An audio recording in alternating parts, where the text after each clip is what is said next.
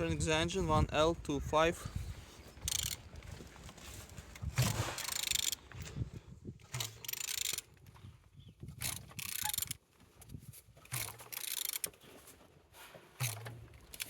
Turning good. The front engines looks good, as you can see. Looks all on altimeter without any damage. Same as well light compressor. And on this side, everything's good.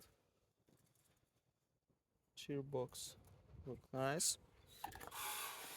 And on this side, engines without any damage. Engines turbo look nice. Turbo turn. And on the top, plastics cover without any damage. On the bottom, oil sump without any cracks, no leaks. And turning engine 1L25.